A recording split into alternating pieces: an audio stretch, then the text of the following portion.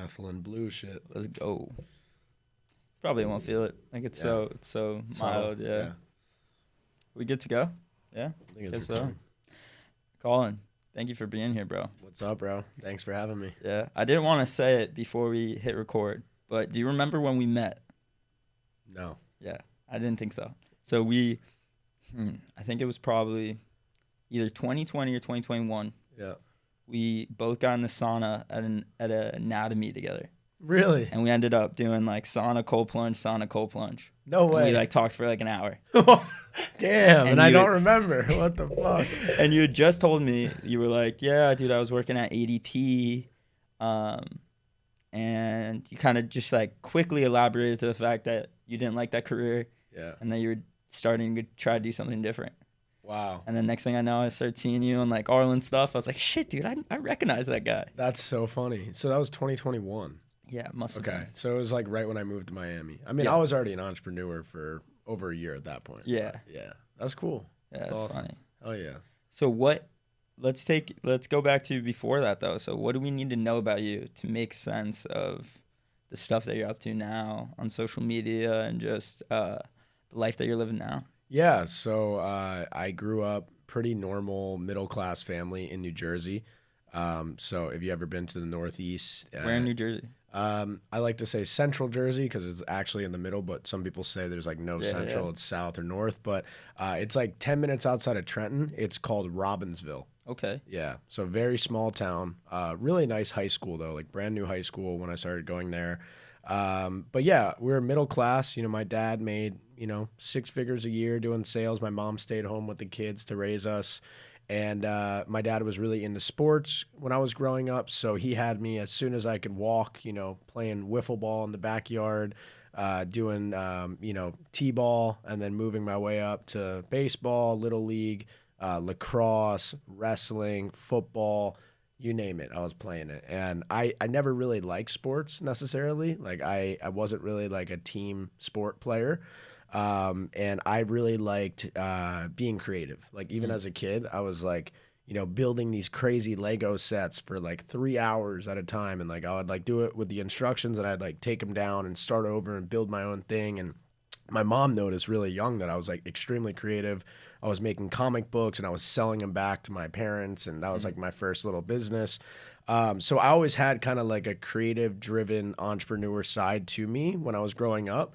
And I kind of got molded, by my father with the work ethic part and sports and discipline and waking up early and, playing sports with teams and, always being on time and treating people right. So my dad really did a great job molding me and kind of having that like military structure to my day, even when I was literally like, in middle school going to wrestling. Like I'd have to go to multiple practices and so it was the perfect combination, honestly. Like I didn't like it at the time, but what my dad was doing for me back then literally is a direct correlation to how disciplined I am now as an entrepreneur.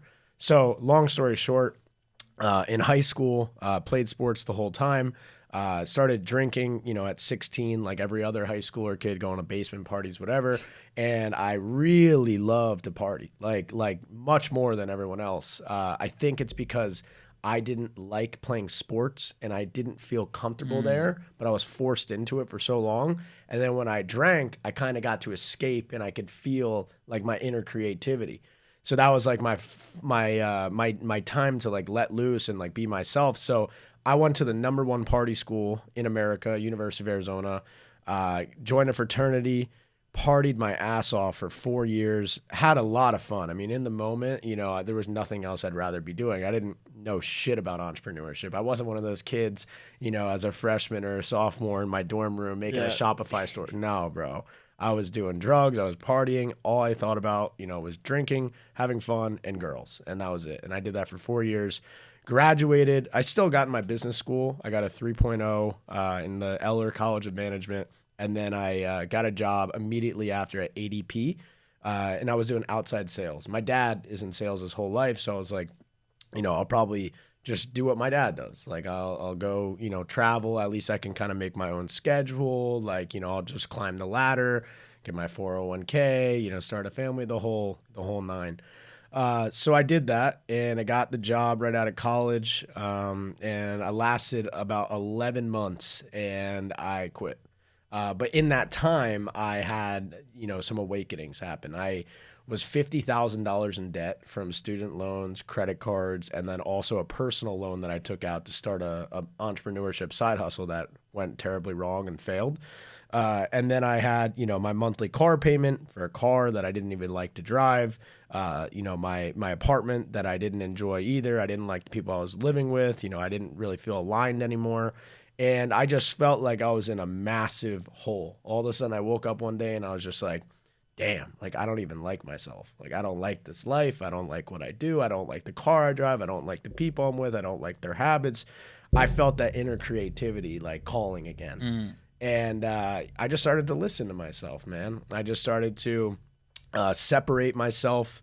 On the weekends, I stopped going out as much. Instead of, drinking Thursday, Friday, Saturday, Sunday, I would, take 2 days off, then 3 days off, then the whole time off. And I kind of just lock myself in my room, and I started to do personal development. I never at that point had picked up a book and actually read it all the way through. I cheated my whole way through school. I knew it was bullshit. I knew I wasn't learning anything. And this was the first time ever that I started to personally develop myself at around 22 years old. So I was honestly a late start. But as soon as I got that little spark in me, dude, it engulfed my entire being. Like I didn't want to do anything but get better. And so it was very quick. It was literally, I also got drugged at a nightclub in Scottsdale. And after that, I woke up the next morning. I had my shirt ripped. I had a shoe off. I had no idea where the fuck I was. And I literally had no money left in my bank account. So when I called the Uber, the Uber got like denied, like on my card. So I got home, like negative bank balance, shit was overdrawn. And I looked in the mirror and I was like, yeah, no, I'm done. Like I'm either gonna keep going down this path and I'm gonna probably, be embarrassed my whole life of myself and, just keep detrimenting my life, or my parents aren't gonna be happy about it and I'm just making a fool of myself, or I'm gonna actually build my character and build someone that I'm proud of and someone that I like being around, because, I'm stuck with this person for the rest of my life, bro. So that was kind of the defining moment. And ever since that happened, I changed my life. I just worked every single day to get better. So started waking up at 5 a.m. I created a morning routine where I would meditate, I would pray to God, and I would write on a whiteboard, my goals for the day. Go to the gym before work. By the time I got to work, I already had a 2-hour, amazing little thing with myself where I was able to grow. And so from that point on, I, personal developed for 3-4 months, quit my job in August of 2019, 50 grand in debt, had no guaranteed income anywhere else. And I just said, fuck it, I'm going to go all in on entrepreneurship. And from that point on, I started documenting every single day on Instagram. Like from the day I quit my job, I told the whole world, I'm going to become an entrepreneur. I don't know how I'm going to make money, but you guys are going to see everything along the way. And I just documented my journey because, Gary Vee has a quote. He said, if you don't know what your brand is, document your journey and your journey will become your brand. And that just stuck with me. I was like, damn, like I'm just going to film everything. Fuck it. Like at first, man, everyone was laughing at me. My friends at the time thought it was a joke. Like, what the hell is he doing? You were making good money at ADP. I just got promoted as like a CPA guy. So I could like work with accountants, make more money. And I just quit. And so from that point on, I grew my Instagram account with some celebrity giveaways and some engagement and stuff. And I just started ripping stories every day, like just absolutely filming every little moment of my life. Any advice that I got from, watching a Grant Cardone video or any takeaways I got from Ed Milet, I would just kind of let them flow through me in my own words. And I started just broadcasting them to the world. And, that kind of caught on a little bit. I started getting more attraction, started getting more followers, and I would start to help people grow their brands. So that was like my first little business, my first side hustle that actually worked. And believe it or not, the first month out of my job, I made like $10,000 to $12,000 in a month. I never made that in my life at my job. So I was like, oh, we're chilling. Like, this is going to be great. Like, I can literally go all in every hour of the day, whenever I want, and I can make a shitload of money. and I can help people and, just do what I love every day. And it was so freeing just being able to wake up and have unlimited time to just work on myself. So I knew like within a few weeks after having some success online, I was like, I'm going to kill this shit. And I did. And that was, my first little business. Then I repaired my credit because, as I said, I had $50,000 in loans. And so I defaulted on the 20K personal loan. And so my credit went down to like 550. And I just started writing my own dispute letters. I looked on YouTube, found out about the Fair Credit Reporting Act. And I just went all in on repairing my credit. And got it up to like a 730. And from that point on, I applied for 5 to 7 cards in one sequence, got approved for $70,000. And that was it. I just documented that whole thing. And everyone's like, bro, how'd you do that shit? Yeah. So then I did what Gary V told me to just make content on it. So become the brand, become the credit guy. So I made content for 30 days, a video every other day with pictures in between, and just gave value for free on credit. What are the top 5 credit cards? What are the 5 factors that make up your FICO score? How do you get business credit? What is utilization? And I just educate. Finally, after a month, people were like, bro, do you have a course? Can I pay you? I need a one-on-one. That was my signal. So I dropped a credit course called Credit Class. And in the first day, it was Black Friday of 2019. I made like $6,500, and that was it. It was off to the races. Scaled that up. I moved to Bali January 1st. The day I got there, I met my now wife or fiance, and it was her last day. Literally, she was about to leave, ran into her by fate, and Credit Class started blowing up, started traveling the world, and that was like my kind of make it moment. Yeah, there's so much in there I want to dive into. Sure, bro. But to start with that, one of the things that you said that I really loved was you started listening to yourself. Yeah. And there was a quote recently that I heard from Taylor Sheridan, which is the creator of the show Yellowstone. And the quote is, most people fail in life because they fail to listen to the whispers, pointing them in the direction that they're supposed to be in. Yeah. So with that said, like those whispers almost became screams, right? Oh, yeah. I mean, it was either, I'm going to die or I'm going to change my life right now. There's no in between. Yeah. So basically there was no other way it could have went. Like I hit rock bottom. Like there was I had to listen. Like, and I knew I was like a good soul. I knew deep down I was a good person. I was just not on the right path.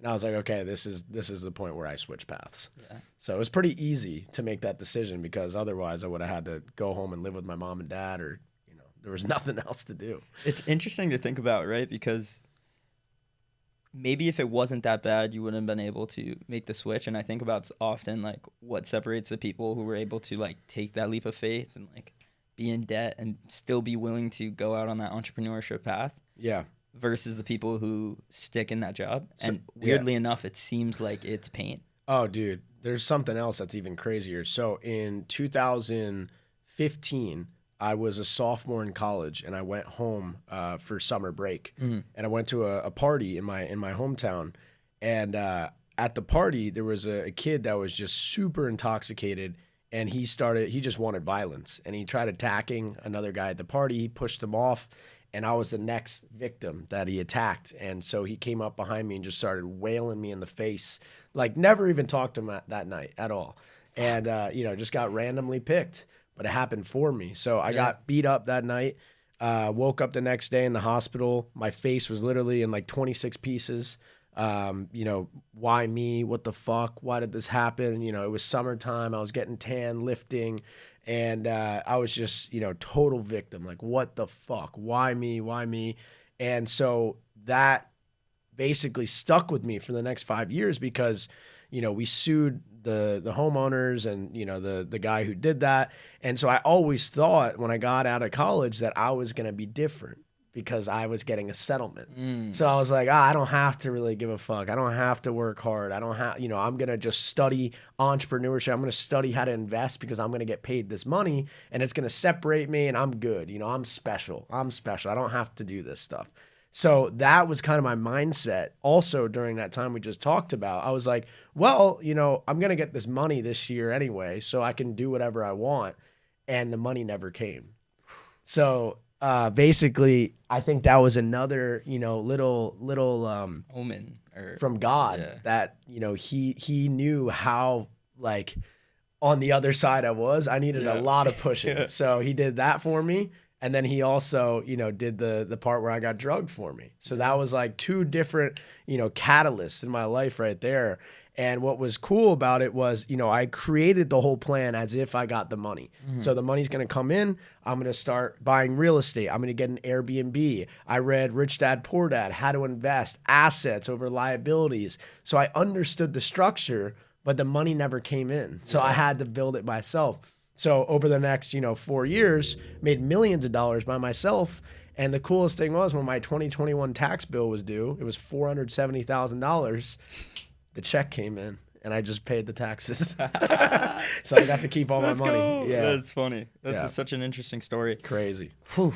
Yeah, it's crazy. It's interesting to think about how that you would have never been where you're at without the pain. And I think there's so many people who are stuck in that place of they're working the job that they hate and they're in debt from student loans, and they never take that leap of faith, or they never have the faith to take the jump. Yeah. And what do you think, like, for that person who's thinking about it, what were the biggest ideas, the concepts, the things that helped you the most get from the habits, the things that helped you get from zero to where you're at now? Yeah. I mean, you only get one chance, right? Yeah. Like you only get one time here that we know of. So, I mean, do you like living your miserable life? No. Like I don't like feeling like that. I don't like going to sleep not liking myself. I don't like looking in the mirror and feeling embarrassed. So what do you got to do? You got to fucking change. There's no other answer. You got to take that pain and you got to create a masterpiece with it. And so, without pain, there's no gain. Like you're not going to change unless you have pain. So the pain's beautiful. You got to enjoy the pain, enjoy that journey, take that pain and transform it into your story. We all get our pain to motivate, to inspire, to build this story, to give back to others, to inspire them to change. So I think the pain is needed. We all need the pain. So what were the biggest habits in that at that point, right? That took you. Yeah. So you mentioned the morning routine was Yeah. big. Was it the morning routine that you think was like the biggest thing that helped you change who you were? Like, what were those biggest habits that helped it was contribute? establishing the non-negotiables. So the morning routine was daily, every single day, no matter what time I woke up, no matter where I was, if I was traveling, it always got done. So it was a journal. I bought a journal and I started back in 2019. I still do the same thing today. In the top left-hand corner, I just write the 5 things I got to do for the day. It's called the Power List. Then I write the 4 Agreements. It's a great book. And then on the top right, I write 10 things I'm grateful for. I say, Dear God, I'm so grateful for, bang, bang, bang. And then I write a love letter to money or a letter to God, just like a journal. And so I do that every single day. And then I do my breath work. Back then, I didn't do breath work yet, but I prayed and meditated. So all in all, it took 20, 30 minutes, and then I hit the gym immediately. Yes. Why a love letter to money? Yeah, it just helped me build my relationship to money. Money's just like your mom, your dad, your grandma. You got to treat money as if it's a person. And, if you don't have a good relationship with your mom and you don't text her often, you don't call her, she's probably not going to be calling you and she's probably not going to be giving you love. It's the same thing with money, right? So if you're always, thinking about money, if you're expressing your gratitude for money, if you're telling money what you're going to be able to achieve with it, money's going to come flowing in your pocket. So I started writing those letters, bro, when I was $50K in debt. And, as I just kept writing them every single day, eventually I started to actually look up in my reality and I'd go back in my notebook like 30 pages and it would literally be that exact amount I was manifesting would be in my bank account. And so I just upped the number, upped what I wanted to achieve with the money. And it happened every single time. Isn't that so weird? Like, what do you make of that situation? Like, thinking back and almost writing down those numbers and then seeing you achieve that. Oh, yeah. I have every single goal from 2017. I was even thinking this in college, like my junior year. I had really bad acne. So I wanted to remove my acne. I wanted to give my sister my car. I wanted to retire my mom. I wanted to make 10K a month. And, you know, by 2020, I achieved all those things. So I could do that all the time, bro. I always write my goals in like little spurts. When I'm in the shower, I'll get an idea and I'll just jot it down. And, you know, a year later, you'll look back in your notebook or you'll have the memory thing. It's like 1 year ago today. Yep. And you look it up and you're like, holy shit, I did that. Let's go. I mean, it's so fun to look back at old journal entries. Yeah. To see what you were thinking about, struggling with, and to see how that has evolved. And it really makes you so grateful for how far you've come. Yeah, and the Instagram. If you story every day, you have the archive. That's cool. Oh, dude, I look at that all the time. And like, dude, my old self in 2021 motivated me the other day. Like I was looking back in September 2021, November 2021. I was savage mode back then. I was making like 300 to 500 grand a month, like just fucking killing it. And I'm in a down slump sometimes, and I'll go back and I'll look at my old self, bro, and he'll motivate me to do better. That's interesting, the complacency that comes with success. Oh, yeah. I mean, dude, your past successes are one of the biggest reasons for your current failures. Yeah. Because you get complacent. Your ego builds, you know, from your past success. And, you know, once you achieve things, you think, I don't think this, but some successful people, especially in like the NBA, you see this all the time. True. In the NFL, you know, they stop doing what got them there and then they fall off. It's very simple. Like if you want to achieve higher levels of success, the only thing you can do is add to the equation. You're not going to get there by keeping things the same or, you know, detrimenting yourself by taking things away. It's not going to work. It's interesting to balance that and to think about like what is enough, or what is like, is the goalpost just going to continue to keep moving forever?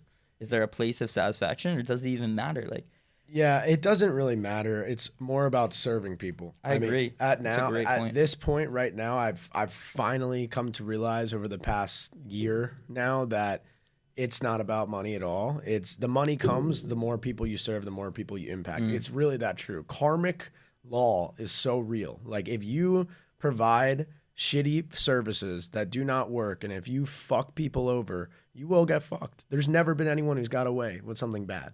You always get fucked. Like I've talked to some really, really high level people, you know, billionaires, and they tell me like no one gets away with bad things. Like you will always get caught. You will always serve your time with karmic law. So you have to be good. There's a Jordan Peterson quote where he says, that was it. Jordan Peterson actually said something about that. He said, in all of my people I've ever interviewed, I've never seen someone get away with anything even once. Exactly. Woo. Exactly. It's crazy. And but even to like the billionaire analogy though, like if you get to the point where you're doing deals that big, trust is everything. Yeah. So if you've been the guy who have been kind of an asshole in certain deals, people aren't going to want to work with you, and you're never going to be a part of those deals to begin with. Oh, yeah. I mean, dude, I've been on Instagram for 5 years now. It's so funny. I mean, you see these guys who are at the top. You think so. They make it look like they're at the top of the game in some kind of industry, and then a year later, they're gone. Yeah. They don't even post anymore. I've seen it happen with so many big dogs. Like, it's very hard to stay on top. And those people that do fall off, they're in the short-term game. They're in the short money. They're not thinking long-term at all. So for me now, my biggest focus is setting up a foundation that will last for the next 10 to 20 years. So I'm not in it for quick money.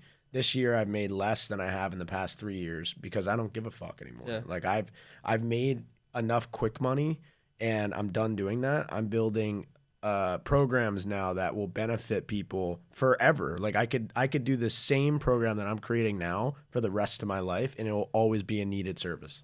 So that's how I'm thinking. And you know, over time, that's only going to grow. If it works for me, and I'm giving people the things that built me into the successful person I am today at 27, I will be able to offer this to the world for the rest of my life, and it's only going to compound. And I can make this a 9-figure business just from helping people.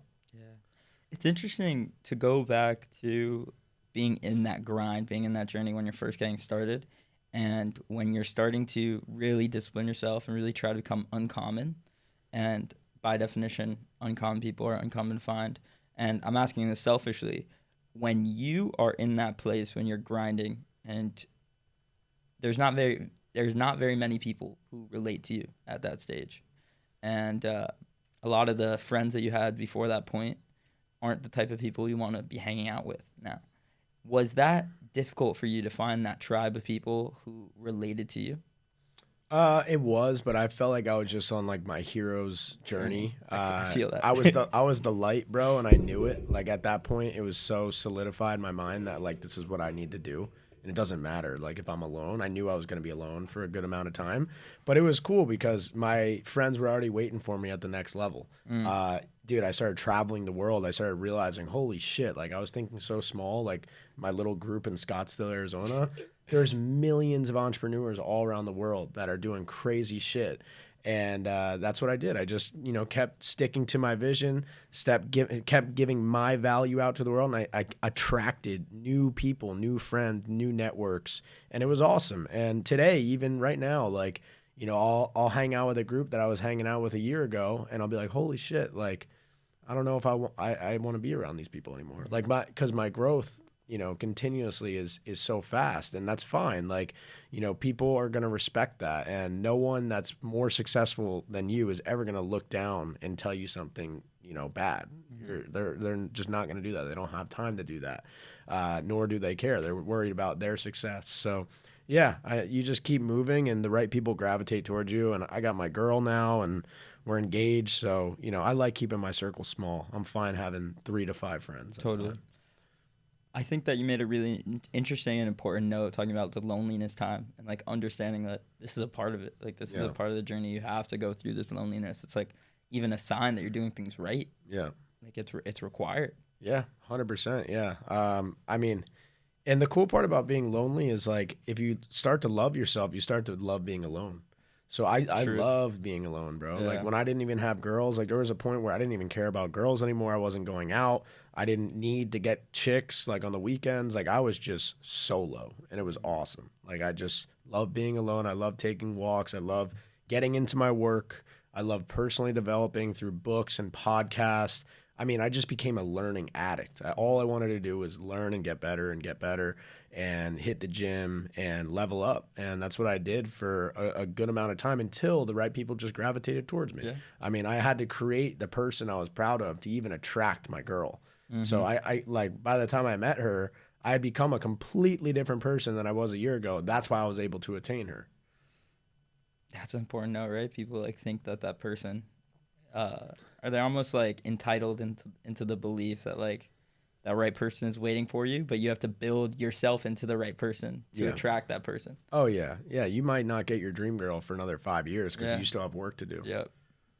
Yeah. It's super important point. So what do you think some of those key resources were, people that you really learned from in that pursuit? Like who were those podcasts that you were listening to, the books that you were reading that were really instrumental? Yeah, I would say Gary V. Crush It was one of my favorite books that helped me start my personal brand. That was written in 2008 before Instagram was even out, too. Crazy. I really love the 10X Rule by Grant Cardone. That helped me just think bigger and just always go hard. I like Ed Milet's podcast. That was one I listened to all the time. When I was still at my job, Gary V. podcast, he helped me quit my job. Just having him yapping in my fucking ear. He's so annoying. He's so everyone serves a time, right? In your life. And then you kind of gravitate towards new people. That's so right now I love Wes Watson. He's awesome. Yeah. Those are kind of some of the ones. And then the books, I mean, I am huge on, manifesting and visualizing and taking action towards those things. And I would say You Are a Badass by Jen Sincero and You Are a Badass and Making Money. Those were huge for me. And then just the classics like Think and Grow Rich. Yeah, those are all good. Yeah, those are all good. When did you get into the health stuff?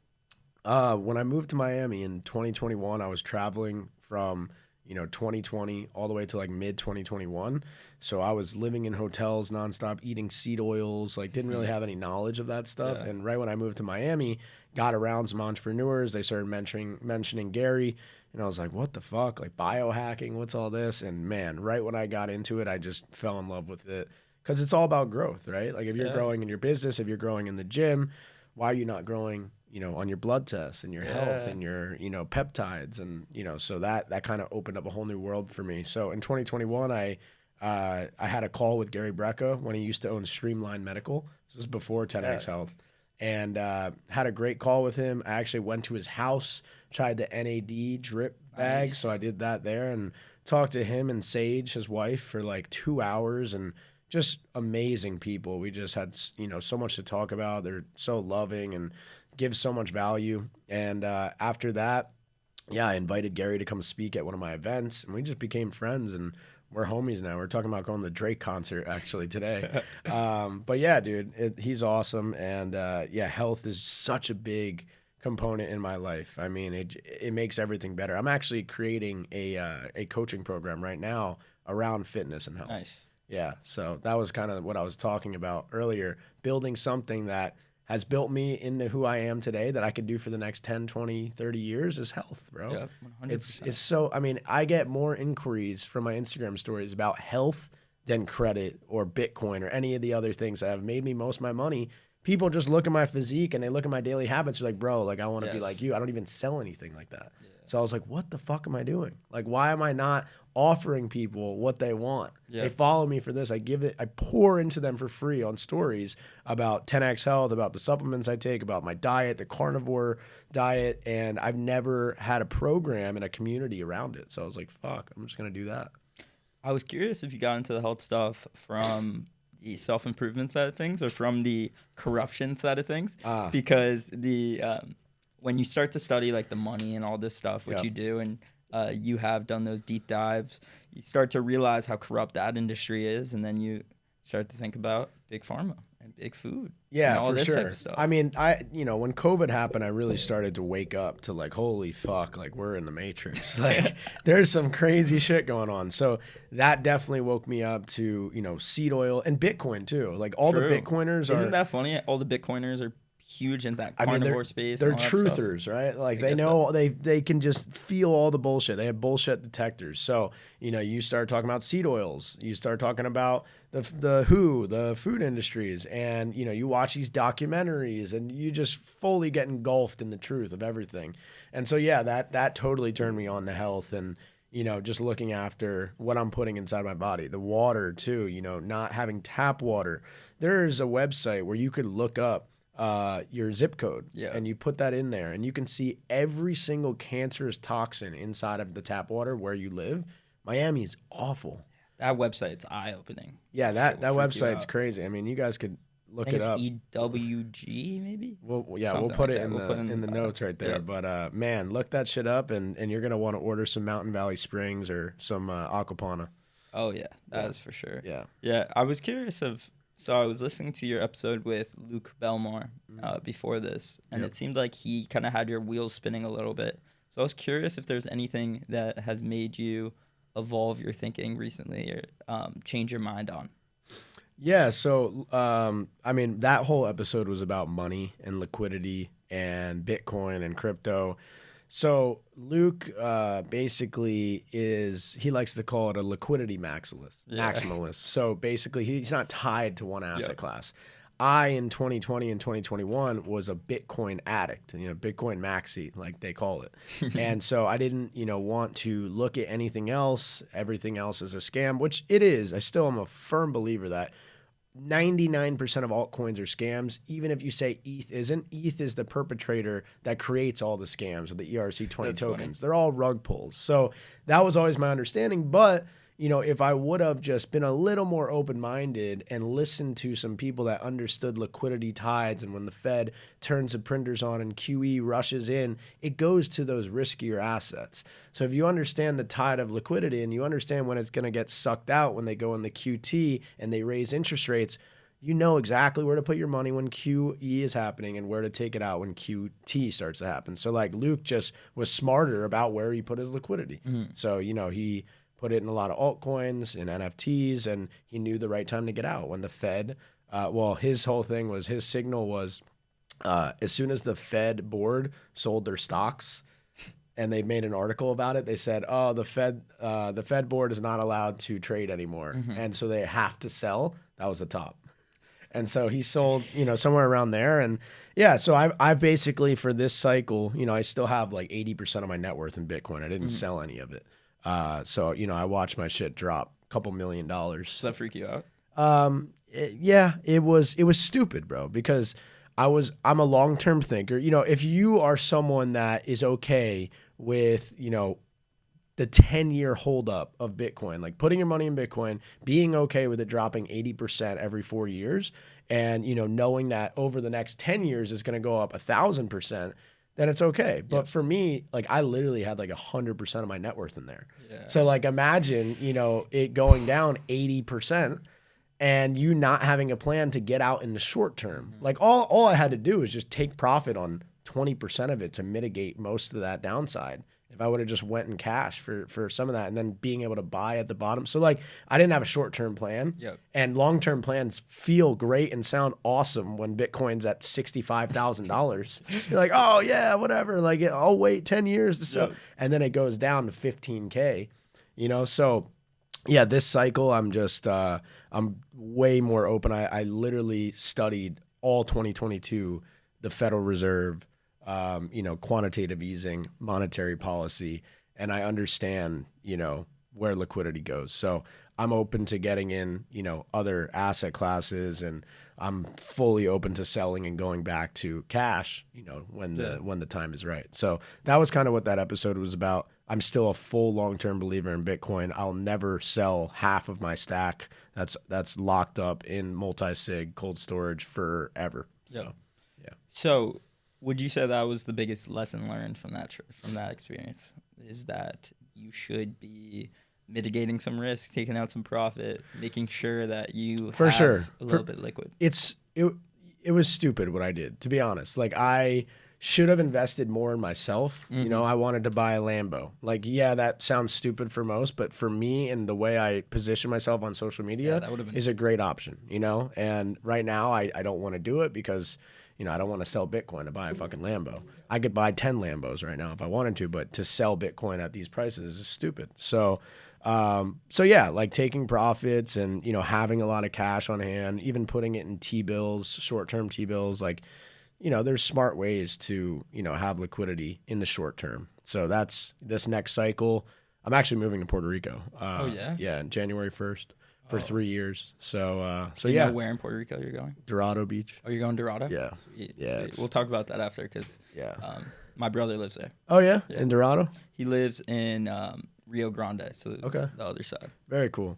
Yeah, I have some friends that live in Dorado though too. Nice. It's a good place to be. Okay, yeah, I'm excited. Yeah, I've been there a couple times. It's awesome. It is awesome. Mm-hmm. That's a fun little community there. Yeah, it's cool people. Yeah, it's, you know, a lot of crypto people, and, you know, I'm gonna work my ass off for 3 years and get out with a lot of money and then move back to the States. Puerto Rico is a great place to be. I don't think too many people realize all the opportunities there from tax and purpose. Yeah, it's 4% corporate tax. You have 0% capital gains tax, so 0% dividends as well. So yeah, it's awesome. Yeah, that's crazy. Yeah, it's crazy. So with this whole world of like Bitcoin and more of just I almost want to say like esoteric side of financial literacy, how much of a requirement do you think that is for people? Like for myself, I haven't ever really done that deep dive. I've been very focused on just making money in dollars and not really too concerned about the other stuff. How big of a role do you think that plays? It doesn't matter, bro. It doesn't matter at all. Yeah, I fell in love with it. I don't know. I have a Bitcoin mining company now, and we're doing a lot of exciting things. We built a crazy back end where we have a hardware component of the company now that we built during the bear market. So I had a calling for Bitcoin. Like I have it tatted on me. As soon as I found it and it was at $4,500 and I bought my first 5 in March of 2020, I knew that like I was supposed to be doing this. Mm-hmm. So just felt right. It felt so right. And it still does today. Like I know it's a massive component in my life, and, you know, to educate people on it was a huge calling for me. And that's what I spent most of 2020 and 21 doing. So I have no regrets on Bitcoin. I love it. And for you though, if you don't have like a calling towards it, dude, I mean, Jeff Bezos never put $1 in any other thing besides Amazon, and he's fucking worth whatever, $100 billion. So like, you know, if you just focus on yourself and your business and you pour everything into that, you're going to out-return Bitcoin, you know, every time. So yeah, if you want to get in Bitcoin because you absolutely love it and you believe in its future and you want to build on it and you want to run your own node and you want to build mining and you want to mine Bitcoin, sure. Or you could just, if you want to mitigate a little bit of risk and you want to hedge against inflation, put 5% of your net worth in Bitcoin and you're going to fucking out return everything else. So, yeah. So you mentioned like it just feels right. It feels right. And with the manifesting stuff, and there's the two sides of you, which is like the analytical side and the more feeling, making sure it kind of aligns with your soul. Yeah. How do you weigh those things? Do you think that they have they conflicted? All the time, bro. Yeah. All the fucking time. I feel more emotion when I make the wrong decisions, and I feel more conviction when I make the right decisions. And they get mixed together fucking all the time, dude. Like, for example, when I found Bitcoin, it was a little bit of both. Like, I knew it was the perfect thing for me. I knew to get in it, but then my emotion made me go all in because I got in at the worst time, the best and worst time to be a starting entrepreneur, starting to make hundreds of thousands of dollars a quarter. I think my first year of 2020, I did like 550K. Then I did 1.6 million. Then I did 2 million. So like, literally making all that cash flow and seeing this asset class at $4,500 and it only goes up for the next 2 years, bro. Imagine that. Like, I thought I was never going to lose. I thought I was going to be 10 mil liquid at 24 or 25.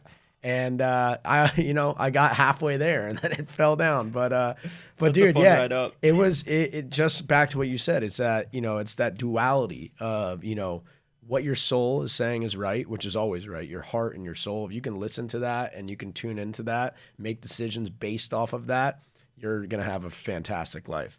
But you can start to tell the emotional decisions when you start making decisions based off your emotion and you make them quick and you have a lot of chatter and a lot of confidence in those decisions. Like, yeah, this is going to be right. Yeah, like we're going to kill. Like, that's usually the wrong decision. Yeah. So when my mind sparks up and when I do things too quick and I don't sleep on it, I know that decision was made off emotion and I'm getting a lot better at it.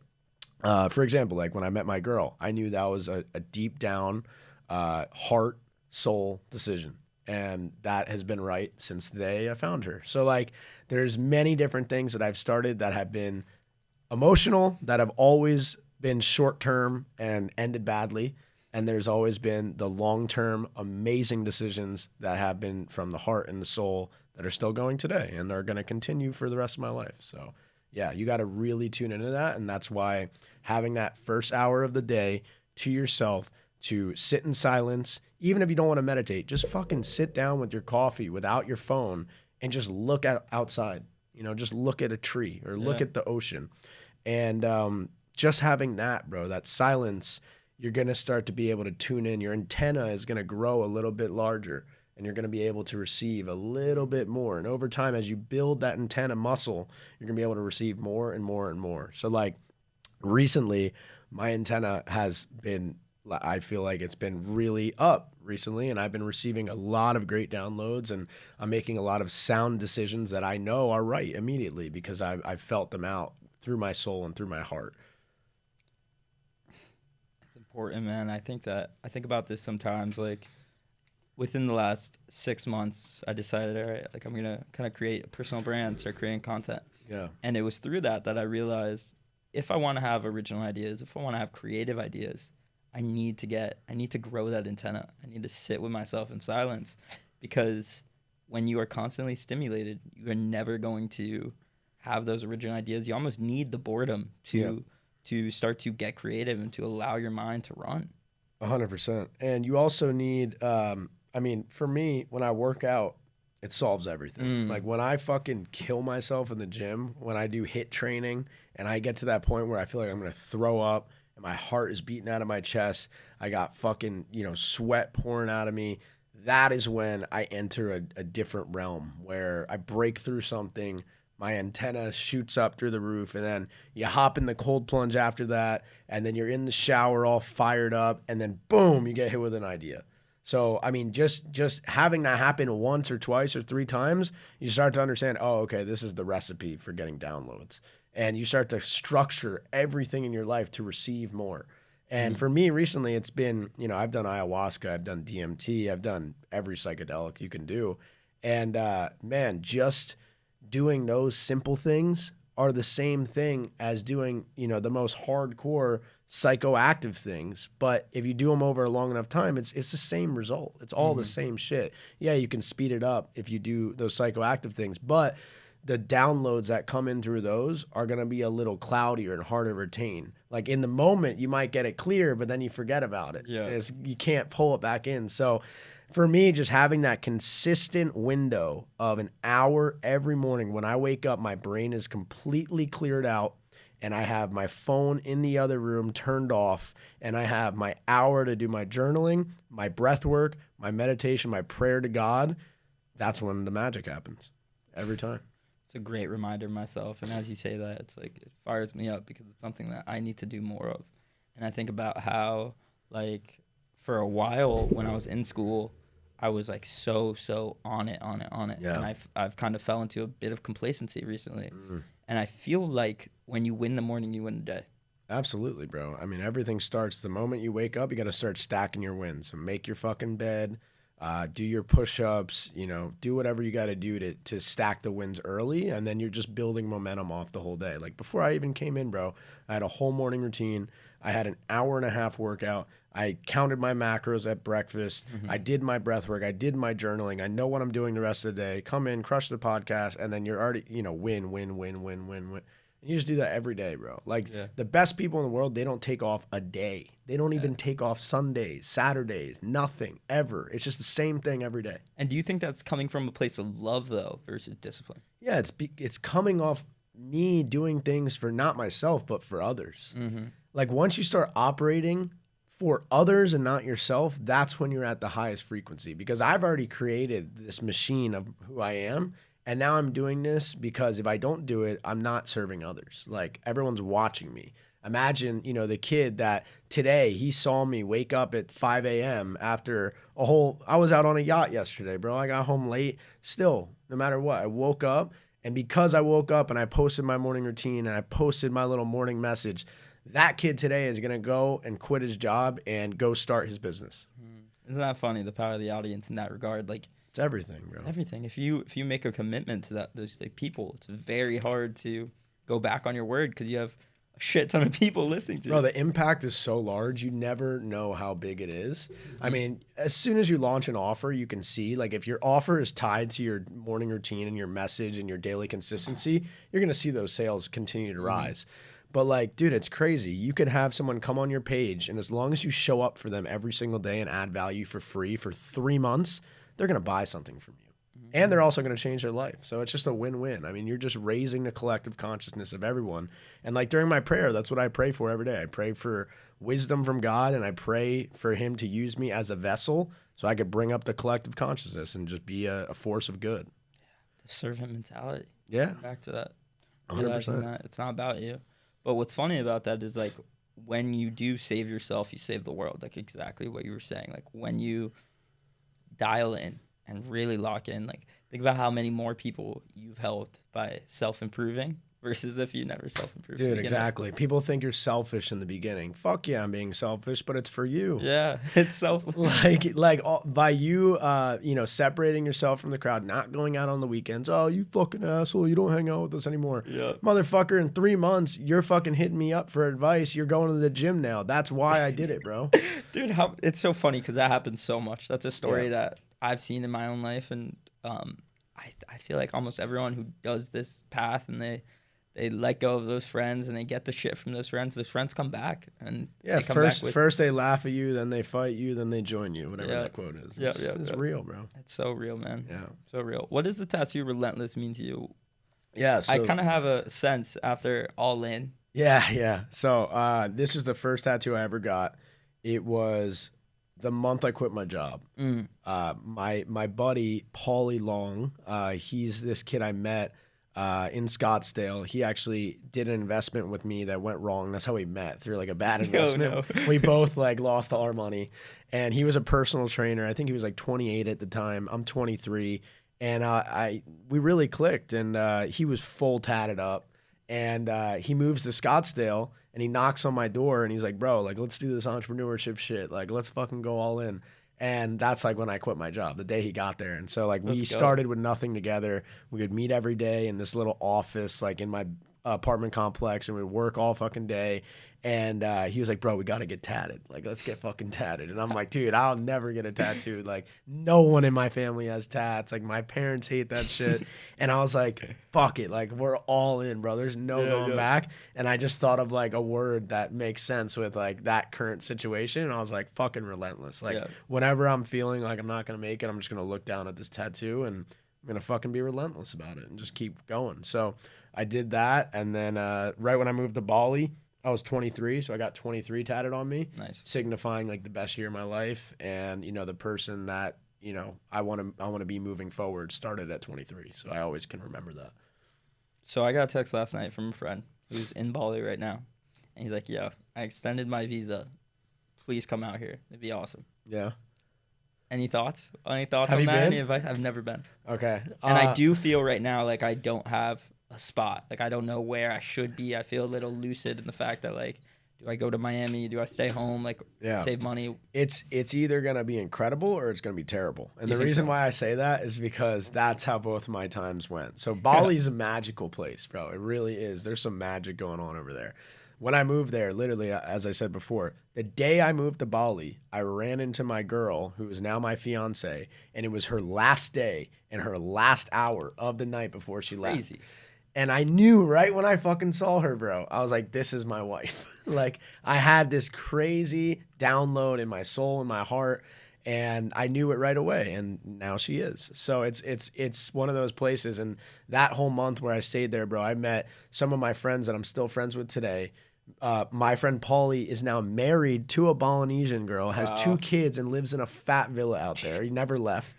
Okay, so like it changes you or it breaks you, and where it breaks you, I just went back in 2022 in December, and it was horrible. It rained for 7 days, and I got sick. I got Bali belly, and it just kicked me right out. It spit me out. It basically said like, this is not your time to be here right now.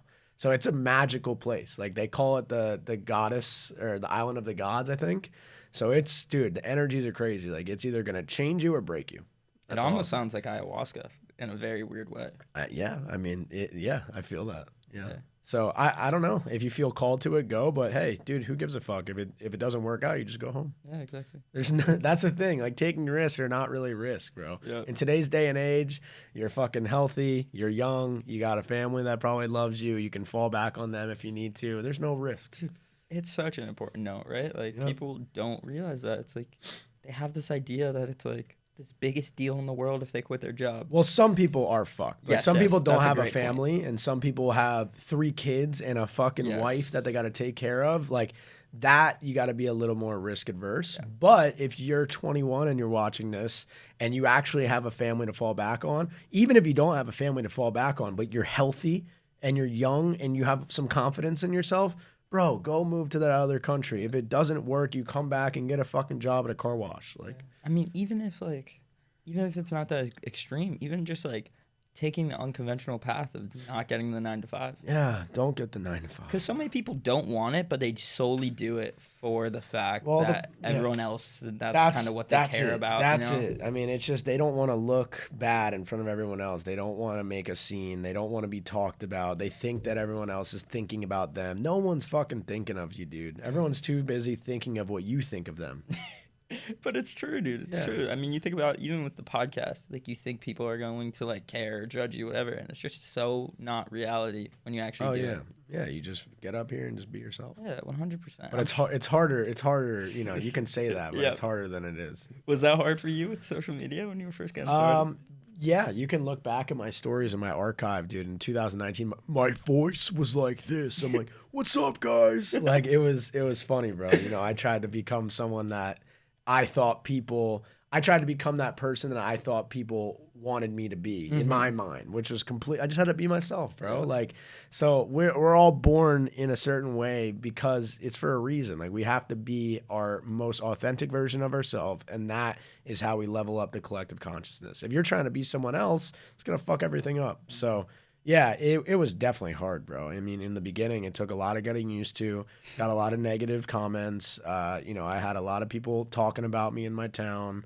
It was tough, but you just kept going. And once the shit starts to work, everyone's like, "Oh fuck, Yeah, shit's working." that's the thing. Yep. That's the thing people don't realize too is that like we have this fundamental belief that the people who have success are different than us in some way, Mm. right? Like you feel like the people who create on social media and build this huge following weren't the people who in their hometown were being made fun of when they started, you know? Yeah, But they were, everyone was. yeah, everyone was. Yeah, Yeah. 100%. I mean, yeah, I mean, you look at all these big shots like Grant Cardone, bro. The dude was getting his ass beat, drug addict at 25. He started.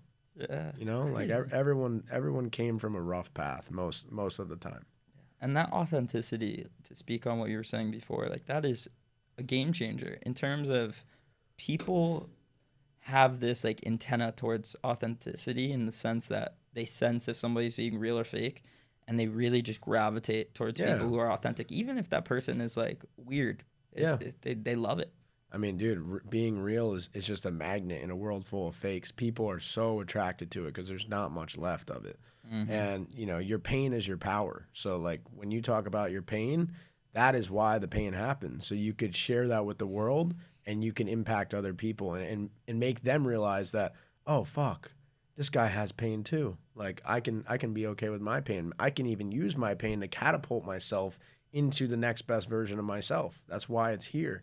It's teaching you lessons. Like, I'm now in the mindset of like, when I'm going through a deep negative emotion or a deep negative state for a prolonged period of time, I get excited because I know what's around the corner is the growth.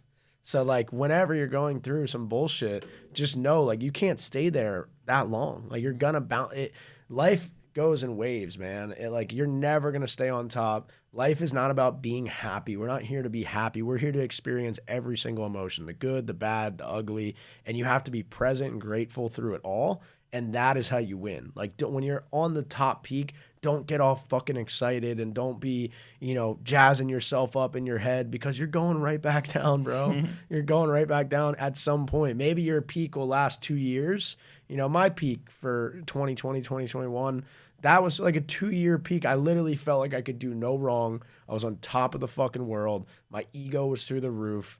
And then I got fucking, I got beat up. Like I got checked. I got checked by my ego, and it was a beautiful lesson. And I got better during that time. I learned during that time, and now I'm on my way up to my next peak. And it's just a roller coaster, bro. Yeah. So you got to just stay present through it all. All of the pain are all lessons for you to use for your own good. Have you looked into stoicism at all? Because it seems like kind of part of this, the highs, the lows, staying kind of even keel through it all, understanding that the obstacle is the way, and like these bad things that happen to you are the things that make you who you are the things that move you forward in the way that you're supposed to be. Have you looked into that at all? No, because like what I you're haven't. saying kind of I aligns haven't. with that I perfectly. haven't.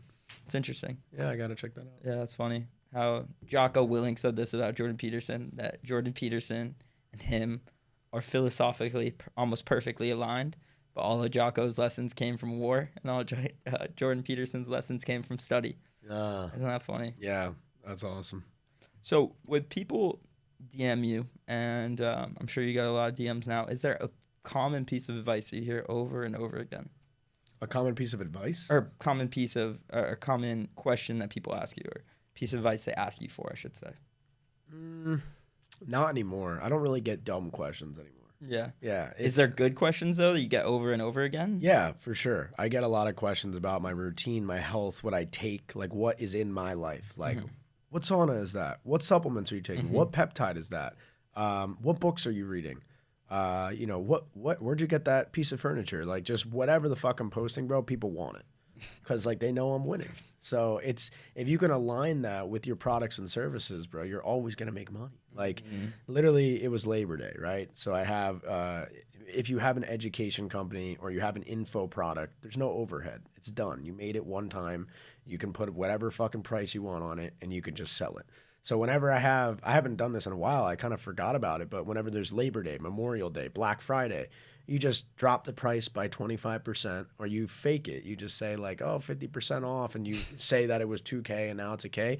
Bro, I printed 20K in the past 2 days profit just from like making up a narrative, but aligning it with how it's going to help them evolve and be better. And, you know, you story it. So like I did a whole story of, you know, where I was before I got this information and where it took me. And I'm going to do the same thing for you. And guess what? It's half off and it's Labor Day. Let's go. And like, you know, you can just do things like that to, you know, align your audience. And if you're giving value for free every other day, and then one day you do a sale, most of those people that found value are going to purchase it. The people that fuck up, or the people that think they can start a course from scratch, make it the most badass course, spend a month building it, and then launch it to a fresh, cold audience, they're going to get no sales. So like the most important thing is building that foundation. It's those warm leads. Yeah, it's, you know, it's the iceberg, bro. You see at the top, there's like that little slither, but you know, on the bottom, there's that massive fucking rock, that foundation. And that's what people don't see. And that's what you need to build. You need to, the course necessarily doesn't even matter. Like you can, like literally, for example, Wes Watson, I just purchased his business coaching program, $7,500 for 3 months of coaching. Guess what's inside of it? There's no course. Yeah, I was gonna say. There's no course. Just there's meetings with him. No deliverables. There's one-on-one call, and then weekly calls with a group. Okay, that's it. And I'm sure it's worth the value though. 100%, bro. I've already gotten my value back just from listening on 2 calls. Like literally, like his energy and his blueprint that he gives you, to all he does is what I'm telling you right now. He pours into his audience every single day. He gives enough free value to the point where literally he's changing people's lives and perspectives and habits on the daily for free. So they're like, holy fuck. I have to pay this guy. This guy just got me in the gym again. This guy motivated me to be a better man. This guy motivated me to be a better husband. This guy motivated me to, you know, get my diet clean. What the fuck is going to happen if I pay $1,200 or $7,000 or $20,000? Dude, you pay him. And, you know, you already made that commitment that you're going to be better because you've already gotten better for free. So that's what I do. And, you know, I just want to learn from more and more better people that have been doing this in a higher scale kind of way. So, yeah. Yeah, the knowledge almost doesn't matter. It's like you pay that $7,000 and now you're like, fuck, I'm committed. Like, I gotta exactly dive into this. Dude, and that's why high ticket's so good, because these people, you know, that have the 7K, they understand the value. What's on the other side, whereas the people that pay, you know, $200, those people usually don't. Yeah, you just have to be worthy of someone. Like a lot of those kids that go into high ticket and trying to sell a course, it's like just not worth it, just because they haven't accumulated that knowledge yet, you know. Yeah, that's why I like selling my own products better, like things that I've made, because I know everything that I sell now, it didn't used to be like this, but everything that I sell now is something that has created me into the best version of myself. Bitcoin mining changed my life. Great tax write-off as well. You know, leverage lifestyle is how I got out of debt, how I built my credit up, how I travel the world for free, how I have passive income streams all through credit. Teach you how to do that. And now with my business and fitness and training program that I'm coming out with, it's everything that I've done over the past 5 years to transform my fitness, my mindset, and my health. Yeah. And I think people have this perspective, particularly people older that haven't seen the success that the internet can bring, that courses are scams, just because in our parents' day, it would have been next to impossible for like a 24-year-old to be a millionaire, you know? So they have this perspective that it has to be a scam just because the internet changed things so much that it doesn't compute in their brain that like you can do these things now at a young age. And I think that belief around money and around what's possible with money just transfers to and the generation. that's why consistency, bro. You kill them with consistency. Consistency makes everyone capitulate. So if you just show up every fucking day and you show how it worked for you, and you also bring other people into it, your students and your clients, and you show it how it worked for them, that dude, after 3 months of seeing that shit, is going to get so fucking mad at himself and you that he's going to buy your shit because he knows it works. Doesn't matter if I'm 24, 23, 22, 21. If it fucking works and it worked for 4 other dudes that are his age and I'm blasting him with testimonials, that dude is going to feel so guilty to the point where he's so angry at himself seeing me every day wake up at 5 a.m., post my morning routine, post me working out, posting me on a private jet, posting me traveling with my whole family in first class. He's like, what the fuck is this guy doing? And then he buys it. Yep. That's it. There's a quote from Charlie Munger. I'm going to butcher it. I don't know the exact quote, but Bitcoin's rat poison? not that one. No, this one is he was talking about like what are the things that if you do them would guarantee that you won't become successful. And it was like be an alcoholic, be a drug addict, and don't show up consistently every day. And then the last sentence in this short story or article, whatever, was, but if you do all these things and you still show up consistently, you probably still will win. So he was just saying like consistency is everything. Yeah. Like you don't have to be this like perfect person if you just show up. And honestly, it's good to sometimes do wrong, like a little bit, like not like wrong, like fucking kill someone or beat someone up, but like go have a drink, go out. Like that's sometimes where you'll meet someone that you wouldn't have met. If I didn't go out in Bali that night, I wouldn't have met my wife. I was drunk. I went to a bar, like a pizza place, you know, like, so you gotta throw your shit off sometimes. But exactly what you said, you still have to be consistent. I went on a yacht yesterday for Labor Day. What did I do before? Did my whole morning routine, got 4 hours of work in, ate healthy, hit the gym, went on the yacht. I had some drinks. I came home at 9:30. I did the sauna when I got home for an hour. And then I went to bed. I woke up at 6 o'clock and I fucking hit the gym and, you know, same shit. So yeah, bro, like even when I'm in Europe, I was just in Europe for 2 months, eating pasta every day, totally just ate whatever I want, drinking wine every single day. And I worked out every single day. I did my morning routine every single day. I worked a couple hours every single day. Just a consistency, bro. Consistency 100%. Is how you win, yeah. There's a quote, I forget who the guy is that says it, but it was you have to be the reckless prince to become the wise king. And I feel like that summarizes a lot of what we talked about today. For sure, yeah. I mean, fucking up all the time and making a fool out of yourself and learning through your mistakes is going to create that wise king. Absolutely. Yeah. Colin, I appreciate you doing this today, awesome, brother. bro. Appreciate you, awesome, man. That was fun. Yeah. That was awesome. Good shit. Yeah.